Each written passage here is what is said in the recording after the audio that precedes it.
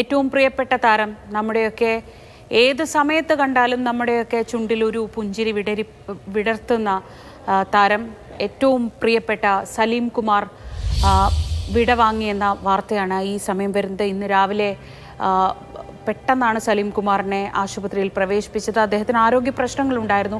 കരൾ സംബന്ധമായ ചികിത്സയിലൊക്കെയായിരുന്നു അദ്ദേഹം ഉണ്ടായിരുന്നത്. തനിക്ക് പാരമ്പര്യമായി ലഭിച്ച ലിവർ സിറോസിസ് എന്ന അസുഖത്തെക്കുറിച്ച്, നോൺ ആൽക്കഹോളിക്കായ ലിവർ സിറോസിസിനെ കുറിച്ചൊക്കെ അദ്ദേഹം എപ്പോഴും സംസാരിക്കാറുണ്ടായിരുന്നു.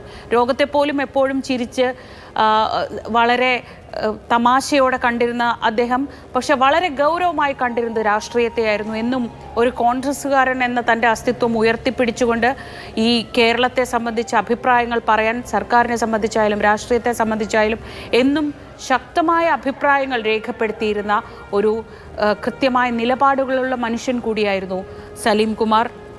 അദ്ദേഹത്തെ ആശുപത്രിയിൽ പ്രവേശിപ്പിച്ചു.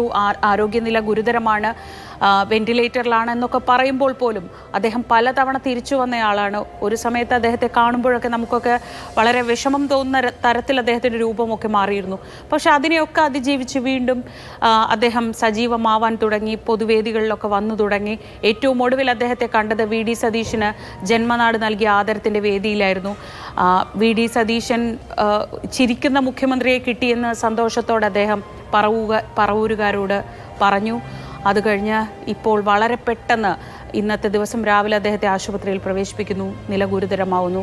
രാത്രിയോടെ അദ്ദേഹം വിടവാകുന്നു.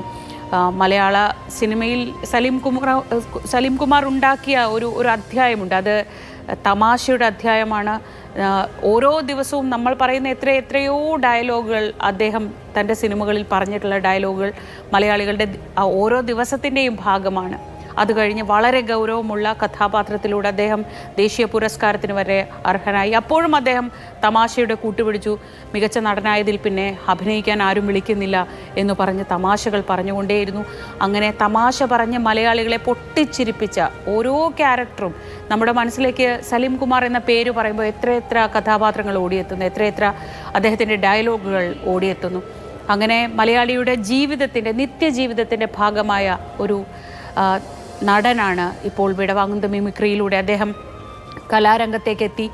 പിന്നീട് ടെലിവിഷൻ പരിപാടികളിലൂടെ, അത് കഴിഞ്ഞ് സിനിമയിൽ നിറഞ്ഞു നിന്ന നമ്മുടെയൊക്കെ പ്രിയപ്പെട്ട, നമ്മുടെ സ്വന്തം സലീം കുമാറാണ് ഇപ്പോൾ വിടവാങ്ങിയിരിക്കുന്നത്.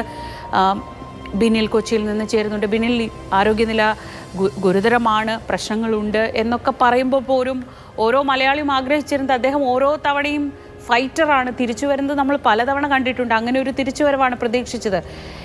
ഇന്നത്തെ ദിവസം എന്താണ് സംഭവിച്ചത്? ശ്രീജ, അത് ശരിയാണ്. നേരത്തെ പലതവണ അദ്ദേഹത്തെ കടുത്ത ആരോഗ്യ പ്രശ്നങ്ങൾ ഉണ്ടായപ്പോഴും അതിനെയെല്ലാം അതിജീവിച്ച് നമ്മളെ ചിരിപ്പിച്ചുകൊണ്ട് നമ്മുടെ മിനി സ്ക്രീനിലേക്കും ബിഗ് സ്ക്രീനിലേക്കും ഒക്കെ തന്നെ കടന്നു വന്നിട്ടുള്ള ഒരാളാണ് സലീം കുമാർ. ശ്രീജ നേരത്തെ പറഞ്ഞു നിർത്തിയ ഒരു സംഭവത്തിലേക്ക് വന്നു കഴിഞ്ഞാൽ, മുഖ്യമന്ത്രിക്ക് പറവൂർ നൽകിയ ആദരം, അതിൽ ആ വേദിയിലേക്ക് തന്നെ സലീം കുമാർ കടന്നു വരുന്ന ആ ദൃശ്യങ്ങളാണ് ഇപ്പോൾ എൻ്റെ മനസ്സിലേക്ക് വരുന്നത്. ആ വേദിയിലേക്ക് അദ്ദേഹം കൈവീശി കാണിച്ച് മകൻ ചന്തുവിനൊപ്പം വരുമ്പോൾ വലിയ കയ്യടിയാണ് ആ പറവൂരിലെ ജനാവലി സലീം കുമാറിന് നൽകുന്നത്.